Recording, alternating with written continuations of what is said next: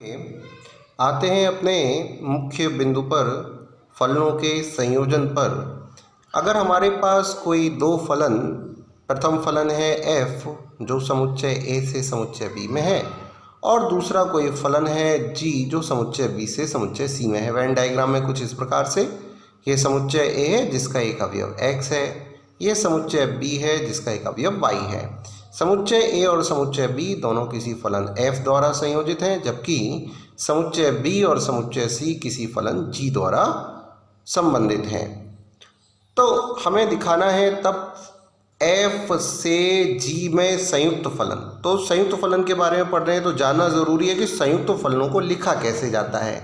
अगर कोई फलन f से g में संयुक्त होता है, यानी f का जिसमें संयोजन हो रहा है g में संयोजन हो रहा है, तो हम इसको GOF द्वारा प्रदर्शित करते हैं, यानी लिखते उल्टा है। अगर f से g में संयोजन हो रहा है तो इसको GOF लिखा जाता है, अर्थात GOF का मतलब होता है GOFX मतलब G of fx, अर्थात फलन g में x के स्थान पर fx रख दिया जाए, जहाँ x जो होता है वो समुच्चय a का अवयव होता है, तथा g से f में संयुक्त फलन को FOG लिखते हैं। तो FOGOF का मतलब होता है f of gx। तो f से g में संयोजन GOF होता है, g से f में संयोजन को FOG लिखा जाता है, उल्टा लिखा जाता है।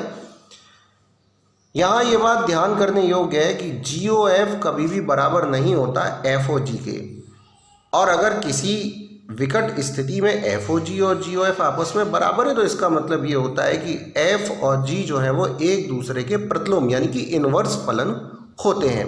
तो यहाँ पे एक बात बस जानने योग्य है कि यहाँ y बराबर होता है fx, यानी कि y जो होता है वो x का प्रतिबिंब होता है, और यहाँ पे जो z होता है वो y का प्रतिबिंब होता है, यानी कि y बराबर अगर fx है तो z बराबर gy होगा। यहाँ पर अगर y के स्थान पर ये y का मान fx रख दिया जाए तो z बराबर हो जाएगा gfx। तो आप देख रहे हैं फलन कहाँ से कहाँ में आ रहा है, a से c की ओर, अर्थात f से g की ओर, लेकिन लिखा क्या जा रहा है g of fx, यानी कि GOF। यही कारण है कि जब f का g में संयोजन करते हैं तो हम GOF ही लिखते हैं, ना कि FOG लिखते हैं।